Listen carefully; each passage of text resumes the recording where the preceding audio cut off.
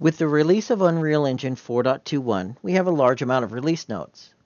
This is going to be the too long didn't read video for the smaller changes, or the changes that accompany our larger highlights, the bug fixes, the crash fixes, some smaller new things as well as improvements. So let's jump right into it. For our AI system, they've added a function for the perception system to register an actor as a source with all the senses in one call rather than separately. For the behavior tree, we have a new task node, finish with result, that allows us to choose the result and finish instantly.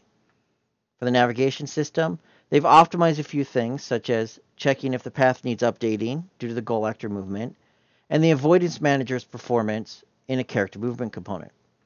There's now a way to offset the nav mesh tile's origin, which is useful if you need to align tiles within a game world that's been divided, such as world tiles, rooms, and grids. And you can now cancel the navigation build when it's in progress. For the animation system, there's now native notifies in the engine for dynamic and cloth management. And at the bottom of the animation viewport and content browser, you can see the frame rate for any sequences. For animation assets themselves, they've optimized pose blending using the pose asset. The animation montage has the option to auto blend out that you can disable. And the anim composite now supports looping. Animation blueprints themselves. The live animation blueprint recompilation is now non-experimental. They've added a few utility functions for animations, and they've added the new trail controller node. For the audio system, you can now swap between the old and new audio engines using a CVAR, and I believe the CVAR is noted here. AU.is using audio mixer. Timeline nodes now display an icon if it's replicated in the top right corner, and you can easily right-click on a sequence for any of your actions and insert an execution pin before or after. ftext, or text and blueprints, now default to multi-line, and the Get Player Control ID is now a pure node instead of an executor. Major optimizations to the cooker. These were notated in the primary highlights, but basically, here's some smaller details.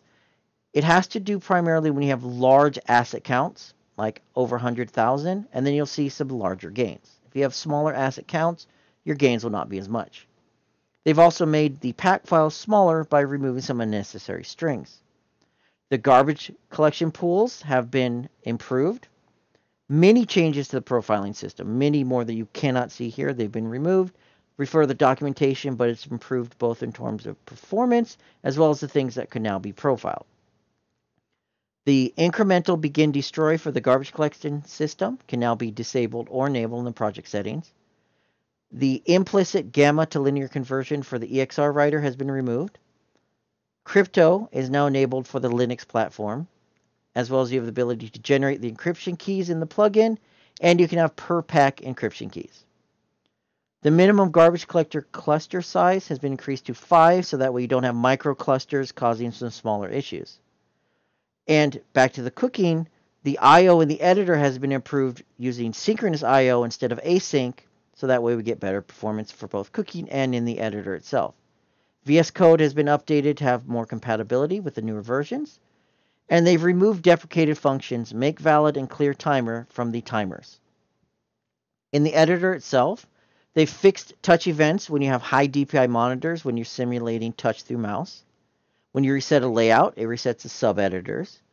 When you rename when you rename a row in a data table, it's now going to check it and make sure it's valid.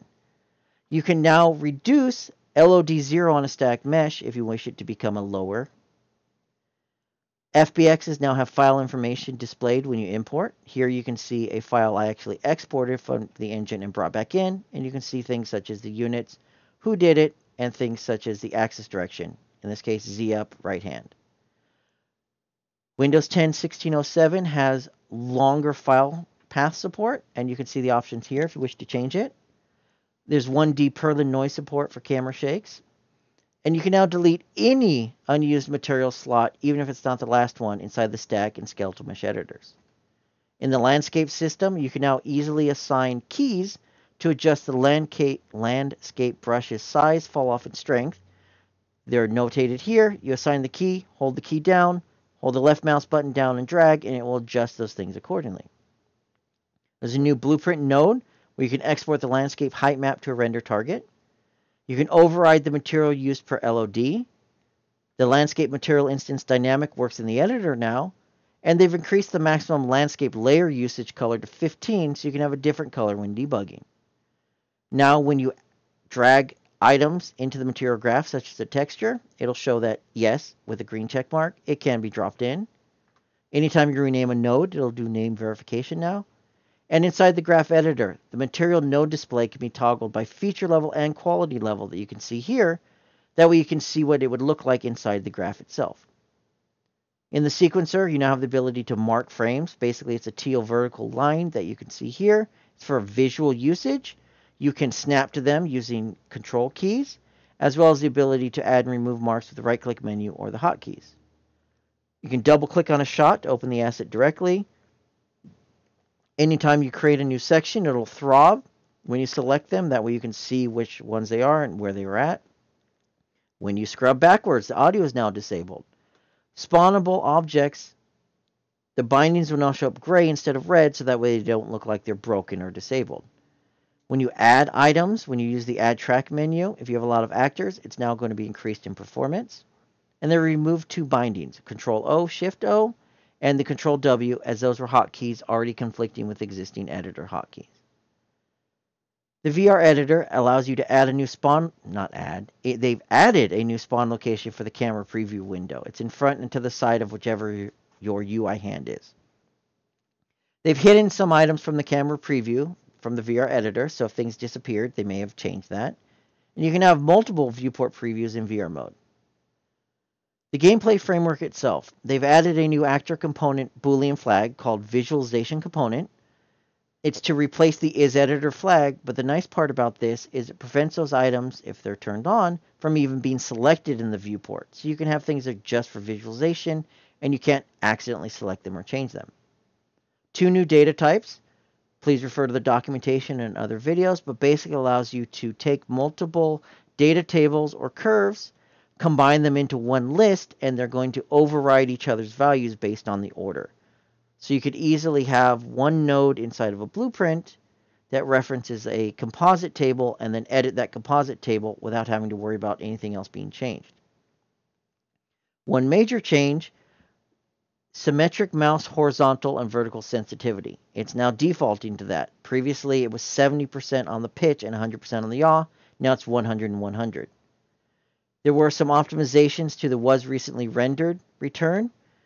Sometimes it was having issues, so if you are experiencing anything weird and you're using this node, you might want to check your code. And they've added a new vertical split screen mode for 3 and 4 players that gives each player full height and divides the screen horizontally appropriately. For localization, you can now get the localized spoken and subtitle text from a dialog wave. Location resource files are using narrow strings now when possible. They could be up to 50% smaller. And when you change localization settings in the dashboard, it updates them immediately. Networking has a new debug console command that simulates package loss. You can simulate it for X milliseconds, and you can bind it to a command that way you can test it while using. The UDP messaging plugin format is now binary instead of JSON, so it's going to cut the message size down significantly. You don't have to worry about it, though. It is backwards compatible, and you don't have to update the old nodes. Message bus UDP messages can now be marked optionally reliable. Added support to the IPNet driver to optionally use a separate thread to receive packets for systems that need that support. And one thing that may be a change you need to note is the game mode class now verifies the type of unique ID the client is using before letting them onto the server. So if no longer you can connect, you might want to check because it will now reject the player if they're not using the proper information. Steam can now query various different types of a friend list, bringing it into parity with other platforms. Disk space requirements can be lower now if you're using the destructive patch mode because it'll go ahead and delete old files if they're no longer needed. If you were using the deferred purchase in the online subsystem iOS, you have a slight workflow change. The previous simulate ask to buy node did not work. Now you need to enable it with the test deferred transactions and add a delay for testing successful purchases. You can now whitelist allowed domains when initiating HTTP requests. And they remove the when INET HTTP HTTP implementation. The new curl implementation is better. For physics, they've added a gravity override for clothing assets, animation dynamics nodes, and the physics asset editor settings. For collision detection, there's a new console variable that determines the threshold for which depth inside an object is permitted when performing hit tests. So this is when you have items that are just so small that they end up getting stuck inside of another body. You can adjust that tolerance. A bug fix on all platforms. When you had high DPI mode, the crash report client just didn't work right. Now it does. Terrain weight maps are now compressed on mobile. It uses the same compression as specified for the world texture group. Normal maps are now in a 6x6 block when compressed via ASTC. Better memory utilization, small decrease in quality. So if your normal maps are looking different, there's somewhere to look. There's now a frame present based hang detection that's been added. Refer to the documentation for more information on that. There's now a new thread heartbeat clock to solve the suspend resume problem on platforms that did that. And they've optimized debuffer decals on all consoles. For mobile, an important bug fix, the speed tree node wasn't working on feature level ES 3.1. As well as there was an issue where when the touch of end event was firing, there were mystery touches. That's been fixed. There's now support for transparency in the 3D widget components on mobile by modifying the web's textures blend mode to translucent. And they've improved on the experimental mobile plane editor setting to now give you the ability to have the device's bezel, rotation, and zoom support. For Android specifically, they've updated the default Android splash screen to match iOS. They've added notification channel support for Android 26 when you're doing notifications. Android shipping builds now use the internal storage when writing to the save folder, so keep that in mind if you were modifying or looking at those folders later. OBB files can now be larger than 2 gigabytes. The virtual keyboard no longer experimental. Vulkan is no longer experimental. And they've removed the x86 architecture from the project settings. You need to use x86_64 now. For iOS, they've added support for their new iOS user notifications framework. If you'd use this, it's going to set the project iOS 10 or higher. The Windows Store version of iTunes now works properly with Unreal Engine 4. And it has a new splash screen as well in iOS with the UE4 logo. Movies can now be played from the persistent download directory. So you can download movies from an internet source and play them back in your project. Background downloading is now supported. And the documents, game name, engine, content directories are no longer backed up to iCloud. That was a mistake. It's been fixed.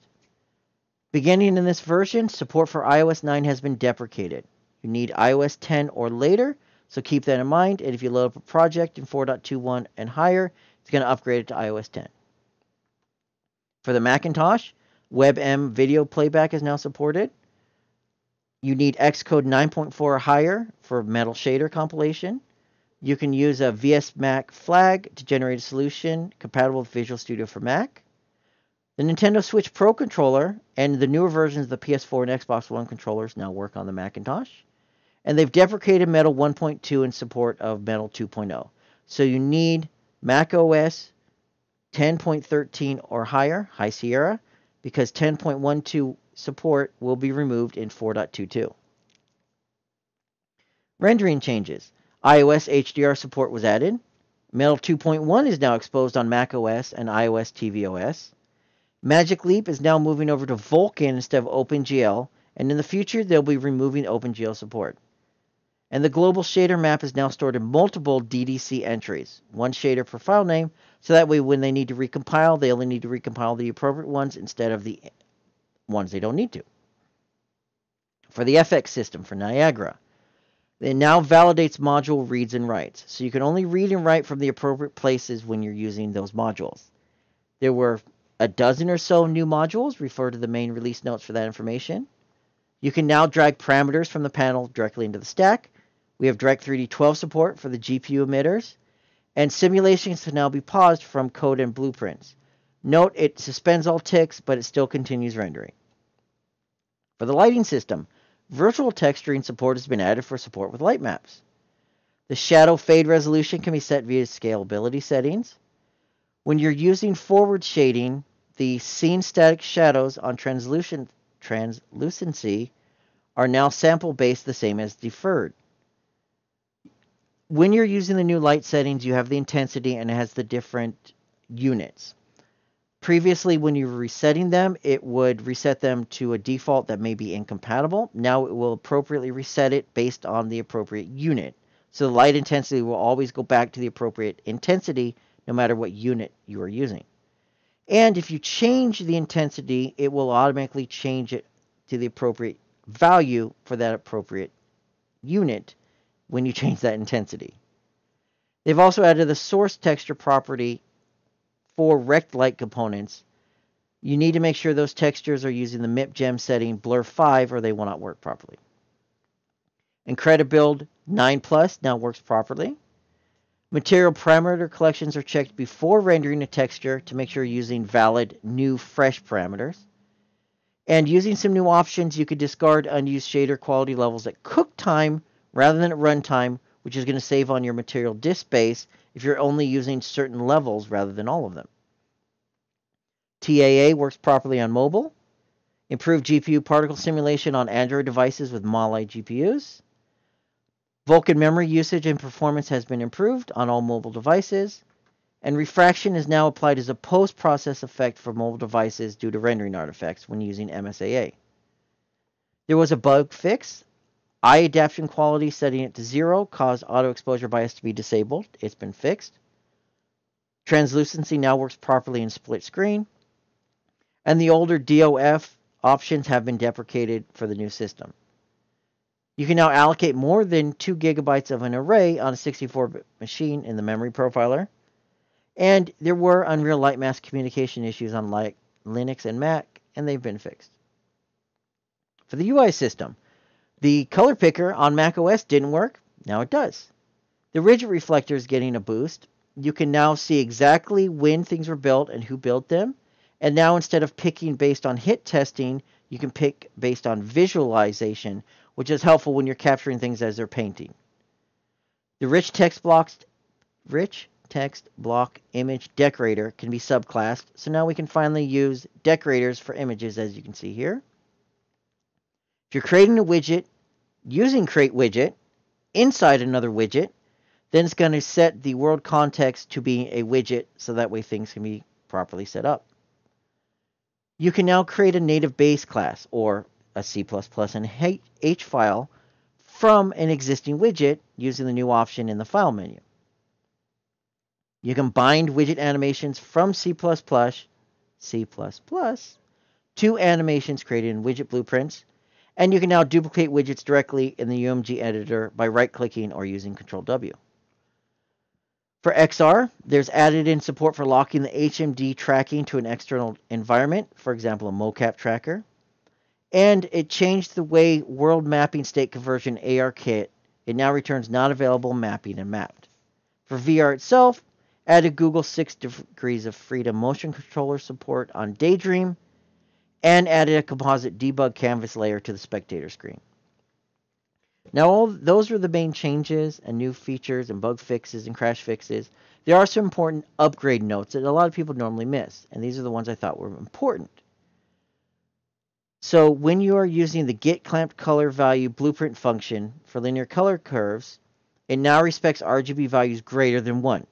So before it was clamping, now it's not, so you may have colors that are different.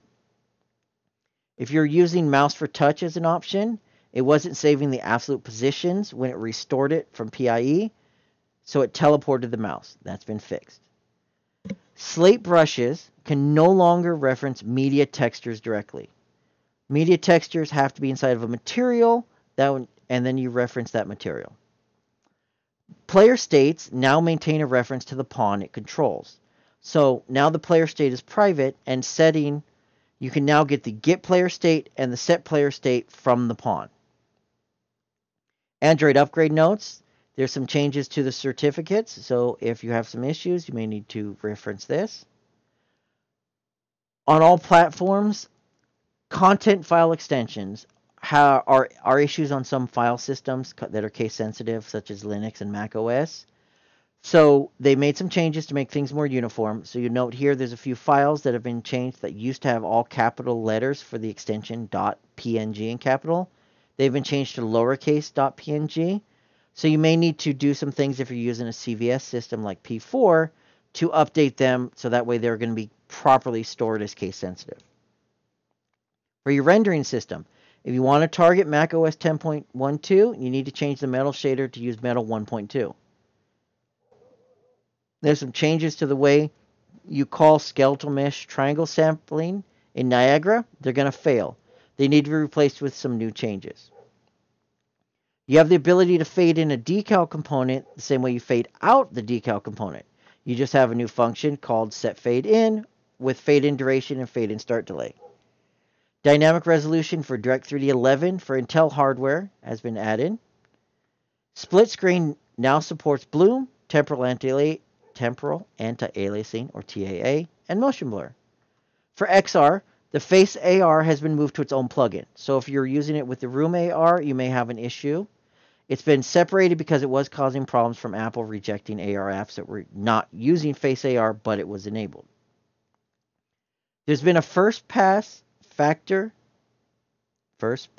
rework of network communications in the intent of making things more engine and protocol agnostic. One of those changes is the IPv4 and IPv6 modules being combined into one rather than being separate. So there are a few other changes that are on the roadmap, and you may see some things in this version of the engine that are addressing that. And then for rendering, for forward shading, when the G buffer is not available, an auto conversion from deferred to debuffer decals have been implemented. So this goes back on one of the things on the improvements to the decals. The appearance of those decals may be affected by the change. You can see that here. Basically, specular and metallic channels were hard-coded in the older system to be roughly 4.4% or 0.5 value. You're going to need to change those.